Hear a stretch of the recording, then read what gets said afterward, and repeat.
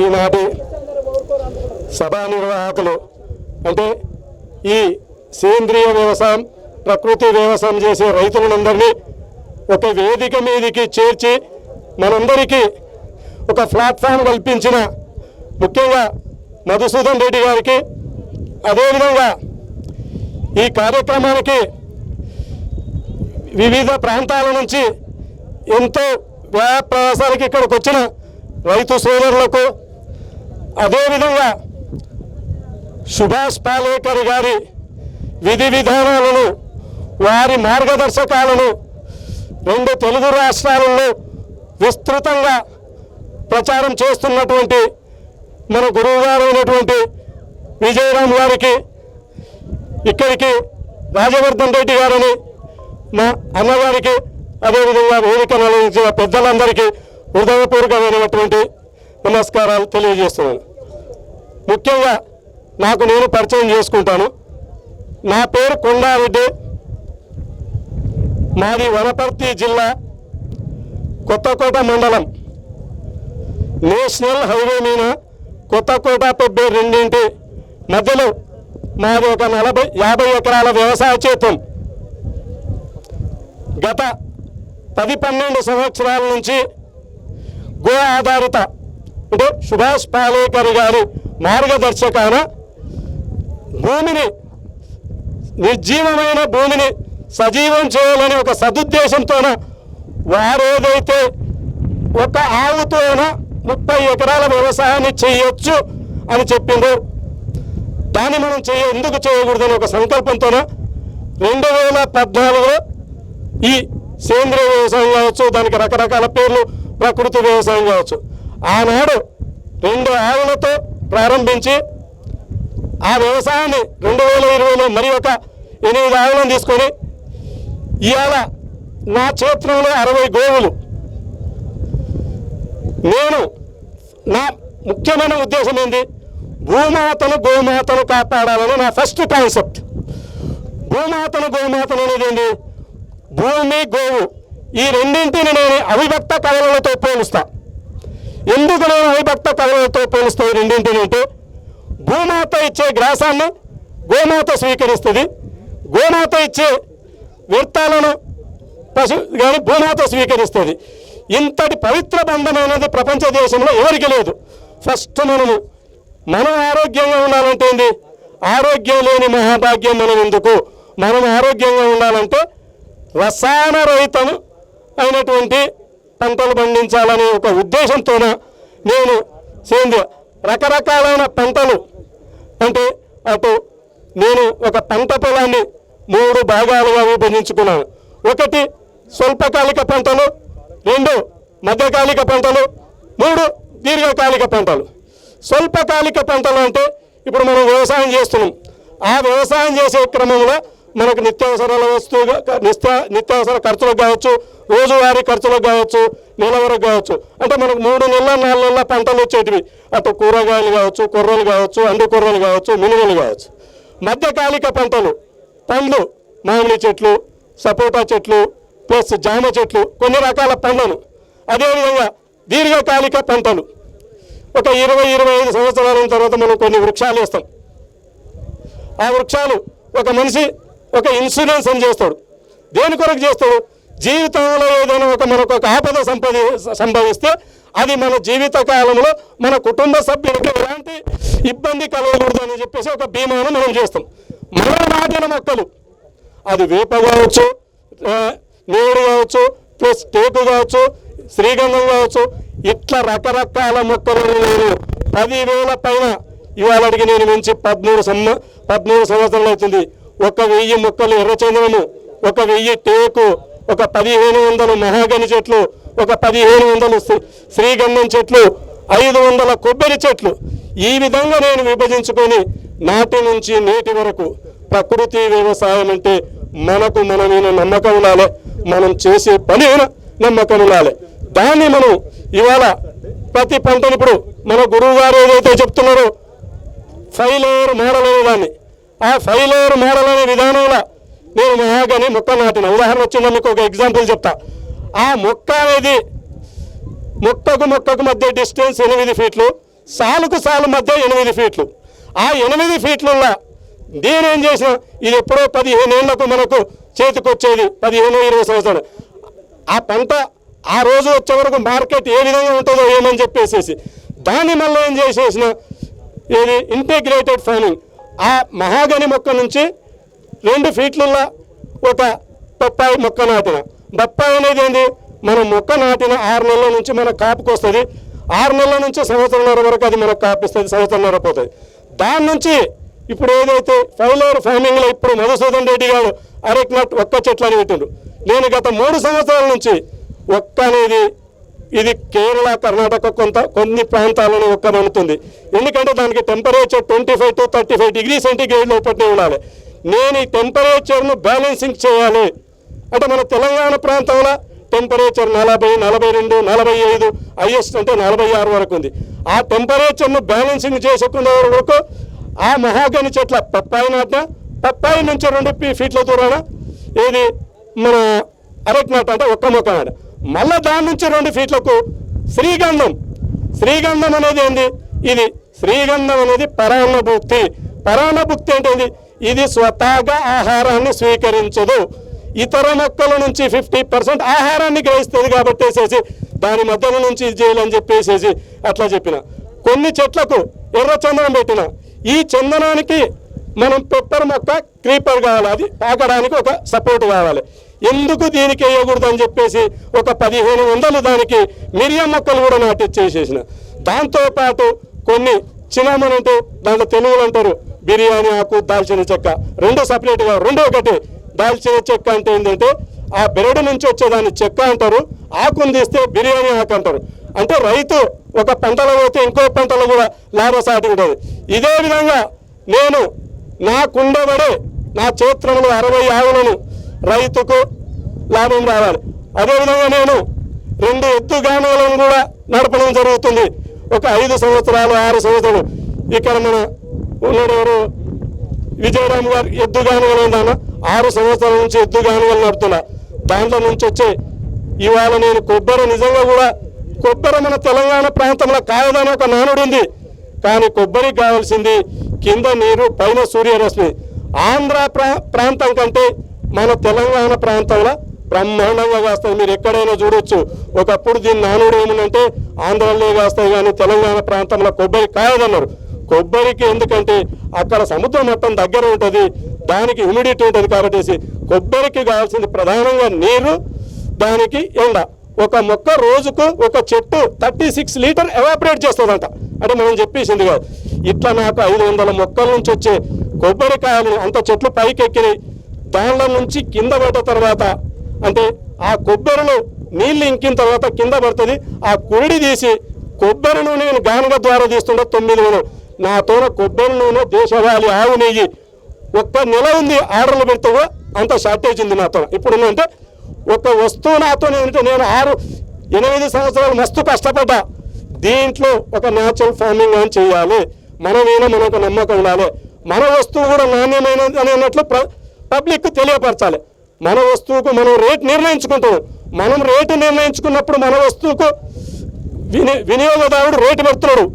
మన నుంచి ఏం ఆశిస్తాడు, దాని క్వాలిటీ ఆశిస్తాడు. కాబట్టి ఆ క్వాలిటీ మనం ఇచ్చామంటే ఇవాళ నాకు దీనికి అంత స్ఫూర్తి విజయరామ్ గారి మార్గదర్శకాన్ని చెప్పిండు. నీకు మార్కెట్ నాకు లేనప్పుడు కూడా కొంతమందిని నాకు ఫస్ట్ ఒక 2020-21 అక్కడికి వచ్చి అరే ఇక్కడ లేదు, పలానా రైతు దగ్గర నెయ్యి దొరుకుతుంది, పలానా రైతు దగ్గర ఎద్దు గానుగ నుంచి నూనె తీస్తా.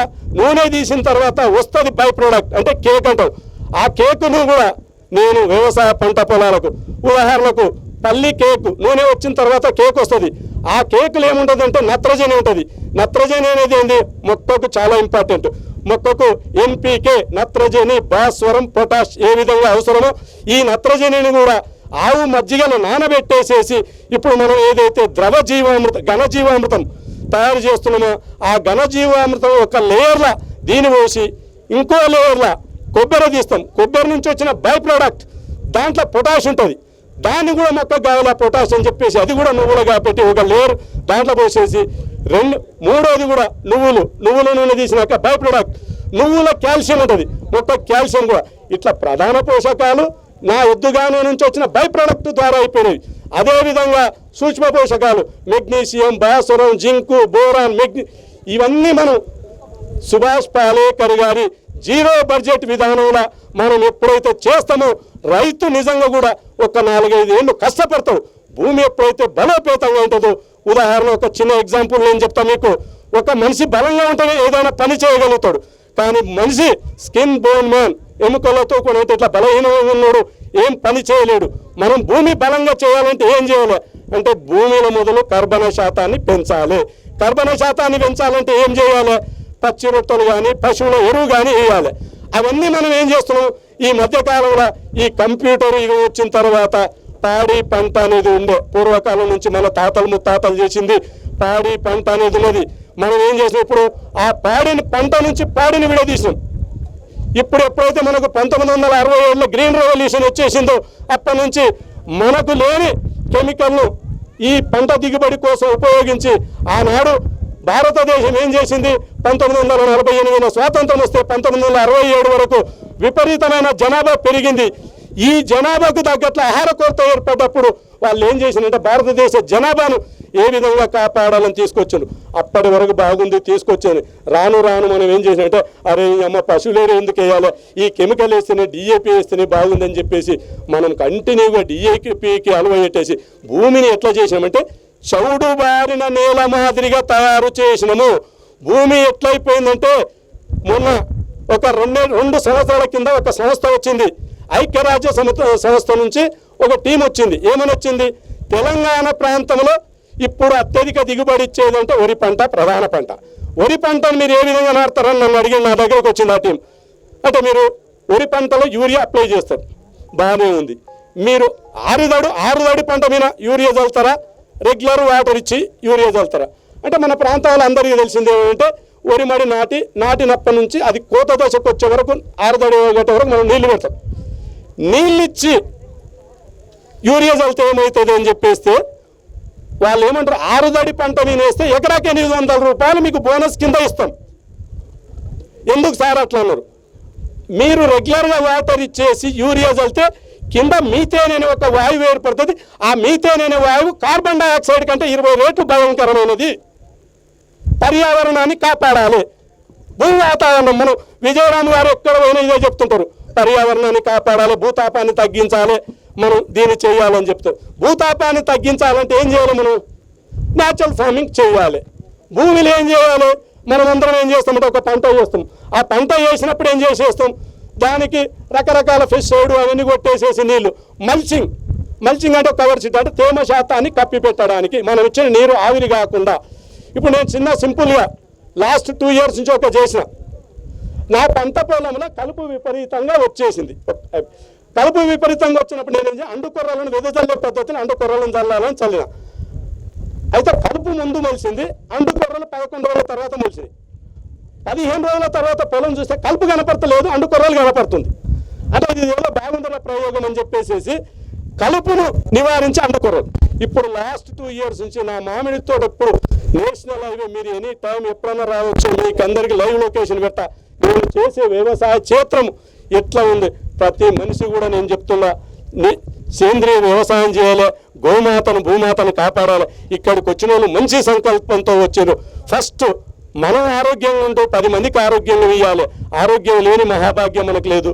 కాబట్టి మీరు ఎప్పుడైనా భూమిని కాపాడాలంటే గోఆధారిత వ్యవసాయము, దాన్ని చేసే విధానము, మనం దీన్ని ఎక్కడో కాదు జీరో బడ్జెట్ విధానము సుభాష్ పాలేకర్ గారు ఏదైతే చెప్పిండ్రో ఆయన దాన్ని తీసుకుపోయి ఇప్పుడు కొంత చెప్తారు, జస్ట్ ఒక 2 నిమిషాలు చెప్పేసి అన్నగారు నాకు ఇచ్చేస్తున్నారు. కొందరు చెప్తుంటారు మీరు కూడా మనకు నమ్మకం ఉండి మనం చేసే పని మీద నమ్మకం ఉండాలి. ఇక్కడికి వస్తే ఎకరాకు 3 లక్షలు వచ్చాయి, 6 లక్షలు వచ్చాయి, 8 లక్షలు వస్తాయి. ఎప్పుడు వస్తాయి? ఫస్ట్ భూమిని బలోపేతంగా చేయాలి, భూమిలో చేసే విధానం ఉండాలి. ఎవరు వీన్నో నమ్మకం పెట్టుకొని స్కిల్ లేబర్ నేను అన్నం ఉంటా వారానికి ఒకసారి వస్తుంది అనేది కాదు. వ్యవసాయం అనేది నిత్య నూతన విద్యార్థి. అనుక్షణం మనం గమనిస్తుండా ఉండాలి, అనుక్షణం కొత్త విషయాలు చేస్తుండాలి. ఇది ఒక ఆఫీస్ వర్క్ కాదు, ఇవాళ చేసేది రేపు చేయొచ్చు, రేపు చేసేది ఎల్లుండి చేయొచ్చు అనేది కాదు. మనం ఎవరినో నమ్ముకుంటే వాడు వచ్చినప్పుడు ఏం చేస్తాడు, మనం వచ్చినప్పుడు వాడు ఉత్తర ముఖమే కూర్చుంటాడు, మనం దక్షిణ ముఖమే కూర్చుంటే వాడు ఉత్తర ముఖమే కూర్చుంటాడు. దాన్ని నేను ఏం చెప్తున్నంటే ఇవాళ నేను కూడా 30 సంవత్సరాలు హైదరాబాద్లో జీవనోపాధి లేక హైదరాబాద్లో 30 సంవత్సరాలు వచ్చి 2013 నుంచి ఇక్కడికి వచ్చిన. ఇవాళ 30 ఏళ్ళు హైదరాబాద్ నుండి వచ్చినని హైదరాబాద్ నుండి నాకు పరిచయాలు కూడా ఏంటంటే నేను నెలలో ఒకసారి కూడా పోను హైదరాబాద్కు. వ్యవసాయం మీద అంత కాన్సన్ట్రేషన్ చేసుకుంటే జీరో బడ్జెట్ విధానంలో ఎంత లాభసాటిగానో మనకు ఆరోగ్యంగా ఎంత ఉంటామంటే ఆ విధంగా ఉంటాం. కాబట్టి ప్రతి మనిషి కూడా మాకు ఆడ చెప్పి 3 లక్షలు వస్తుంది, ఈడ చెప్తే 4 లక్షలు వస్తుంది, 6 నెలల్లో పట్టే సంవత్సరంలో పట్టే ఇది రాలేదు నేను వదులుకున్న వాళ్ళు చాలామంది కోకొల్లో ఉండరు. దీన్ని ఇప్పుడు చెప్పిన రామకృష్ణ నిజంగా కూడా రామకృష్ణను స్ఫూర్తిగా తీసుకోవాలి. రామకృష్ణ ఇవాళ నాలాకనే పందులు వండిస్తాడు, మినుములు వండిస్తాడు, తనకు తాను మార్కెటింగ్ వ్యవస్థను ఏర్పరచుకున్నాడు. ఆ మార్కెటింగ్ వ్యవస్థను ఏర్పరచుకున్నాడు. ఎప్పుడైతే మనం బై ప్రోడక్ట్ను మనం పండించిన పంటను 50% మనం మార్కెటింగ్ చేసుకోగలుగుతాము, ఆనాడే లాభసాటిగా ఉంటాం. కానీ ఇవాళ మనం పంట పండించడం, మన పంటను ఎవడు కొనడు. మనం పండించిన బియ్యం అవసరానికి నాకు నవారా 2 కిలోలు ఇవ్వమంటాడు, బహురూపి 2 కిలోలు ఇవ్వమంటాడు. కానీ అవి మన దినసరి ఖర్చులకు కూడా సరిపోవు. మనకు దీర్ఘకాలం కూడా ప్రతి మనిషికి ఒక నిబద్ధత, ఒక విజన్ పెట్టుకొని మీరు పని చేయండి. ఒకటే కాదు, వ్యవసాయ అనుబంధ రంగాలు చాలా ఉన్నాయి. అది పాడి కావచ్చు, అది గొర్రెల పెంపకం కావచ్చు, అది కోడి పెంపకం కావచ్చు. ఒకే పంట మీద కాకుండా ఇప్పుడు విజయరామారావు గారు ఏదైతే మనకు స్ఫూర్తిగా చూపిస్తున్నారో 5 లేయర్ మోడల్ చూపిస్తున్నారో దాన్ని మనం విజన్గా తీసుకొని స్ఫూర్తిగా తీసుకొని ఇన్ని రకాల పంటలు చేసుకున్నప్పుడు ఎంతో ఆనందకరంగా ఉంటామని చెప్పేస్తూ నాకు ఈ చిన్న అవకాశం ఇచ్చినది. ఎంతో మాట్లాడాలని కానీ సబ్జెక్టు నేను మధ్యలో చాలా కట్ చేసిన వచ్చిన ఫ్లో నాకు ఇచ్చిన ఇప్పటికిచ్చిన అవకాశానికి టైంకు మరొకసారికి మీ అందరికీ నా హృదయపూర్వకమైనటువంటి ధన్యవాదాలు తెలియజేస్తూ నా యొక్క ఈ చిన్న ఉపన్యాసాన్ని ముగిస్తున్నాను. జై గోమాత, జై భూమాత, జై గోమాత, జై భూమాత, జై. ఒక్కసారి నా పేరు కొండారెడ్డి. మీరు ఎనీ టైం రావచ్చు. నా ఫామ్ మీరు వస్తున్నట్టు నేను చూడ ఎనీ టైం నేషనల్ హైవే 44 మీద ఉంటుంది నా ఫామ్. నా యొక్క నెంబర్ రాసుకోండి ఎవరైనా చూడాల్సుకున్నారు. 9843288949 మిలాస్పల్లి. మళ్ళొక్కసారి నా నెంబర్ 9843288949. రైట్ అన్న, మీ అందరికీ ఇబ్బంది కలిగించి నాకు ఇచ్చిన చిన్న అవకాశానికి. సార్ ఏమి ఇబ్బంది అనుకోవద్దు. ప్రకృతి రైతులకు ఒక జిజ్ఞాస ఉంటుంది. ఏం తెలుసా, నేను కాల్చుకొని నేర్చుకునేది మొత్తం ఎవరు కాల్చుకోకుండా నేర్చుకోవాలని చెప్పి అందుకొరకు చాలా గట్టిగా చెప్తుంటారు. ఎవరు అన్యాదా భావించవద్దు. ఒక్కొక్కరికి మైక్ ఇస్తే ఒక్కొక్కరు ఒక్కొక్క రోజు మాట్లాడతారు. ఎందుకొరకు అని అంటే వాళ్ళకు అంత సబ్జెక్ట్ ఉండింటుంది. అది చెప్పాలి, మా తోటి రైతులు ఎవరు నష్టపోకూడదు, బాగుపడాలని చెప్పి జిజ్ఞాస ఉంటుంది. కాకపోతే టైము దృష్టిలో పెట్టుకొని పొద్దుటి నుంచి అందరికి 2 నిమిషాలు నేను ఇక కావల్కారులాగా నిలబడ్డా, ఎప్పుడు అయిపోతుందా మైక్ గుంజుకుందామా అని. మరిన్ని అప్డేట్స్ కోసం బ్యాక్ టు రూట్స్ యూట్యూబ్ ఛానల్ని సబ్స్క్రైబ్ చేసుకోండి.